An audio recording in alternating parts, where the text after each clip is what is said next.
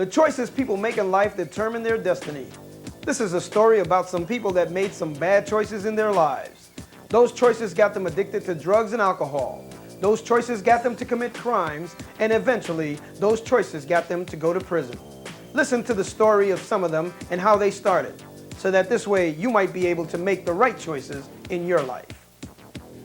I started using, I was 8 years old, and I was hanging out with my brothers.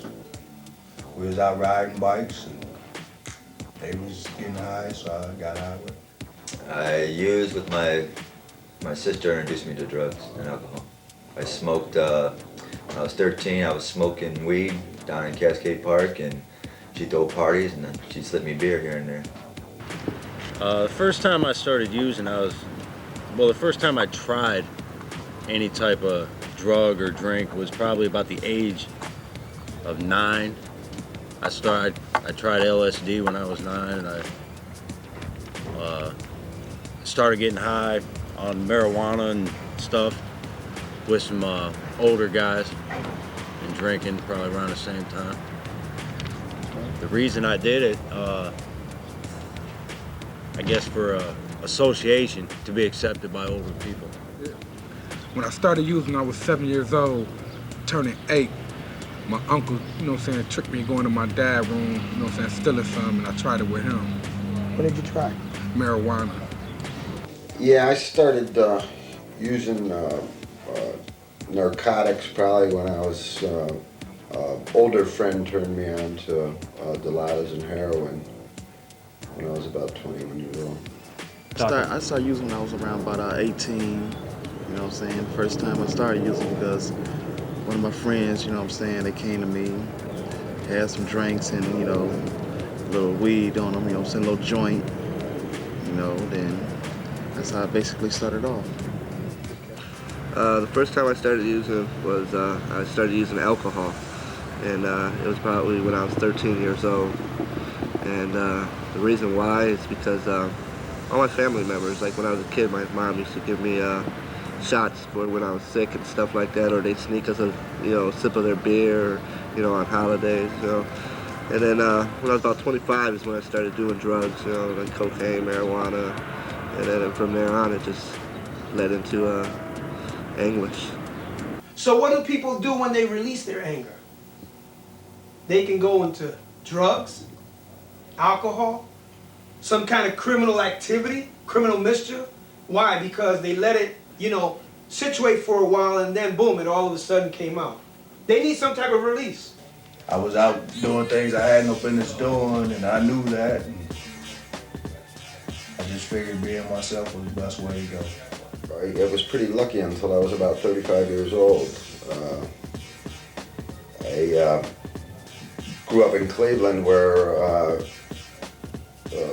it so happened that I had friends working in the court systems, and a lot of things happened behind doors that's what made me feel like I was bulletproof, that I'd never get caught. As growing up, Dad, we was using marijuana, and I started drinking, we used to just run down on people and beat them up for no reason.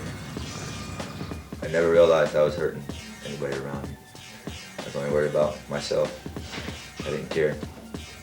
When we were talking earlier about not knowing whether we're hurting somebody, when we're in those states, these are the things that we disrupt. Our relationships, our employment, our family, our community, and our relatives.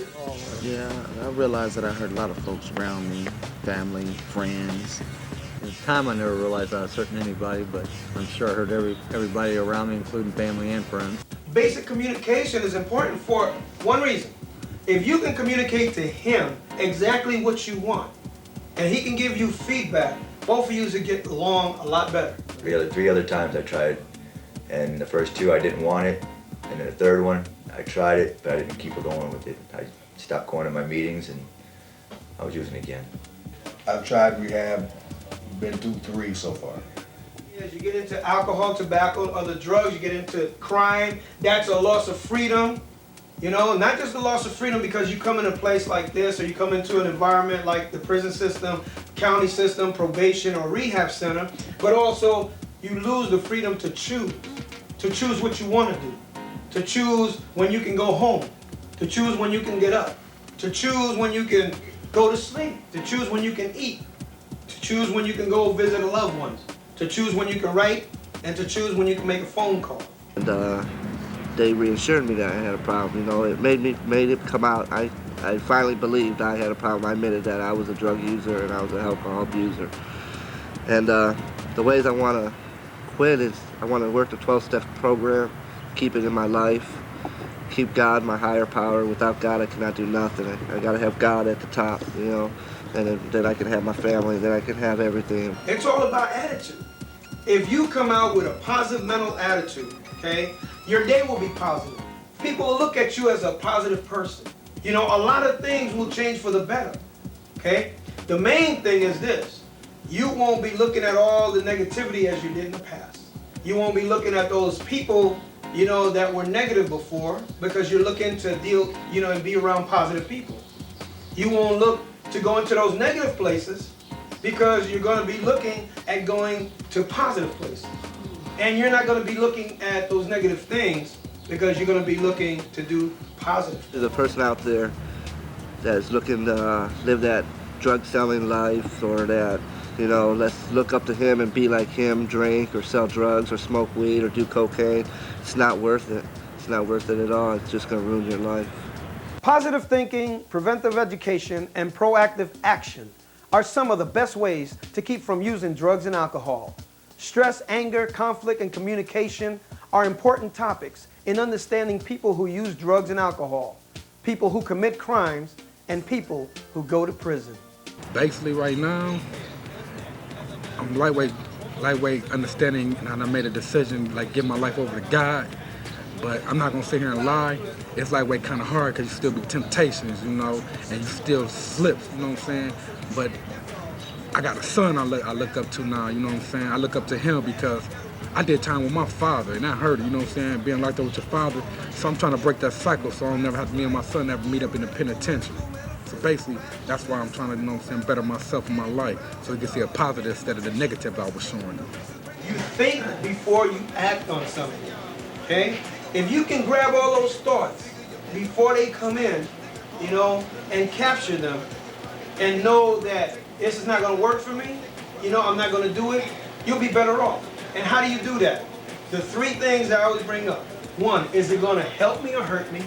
Number two, is it going to cost me anything? Number three, is it going to make me feel the way I want to feel? And that's in every situation, okay? For instance, situation, you guys with the conflict, okay? You said something to him, communication breakdown. Now he's feeling angry.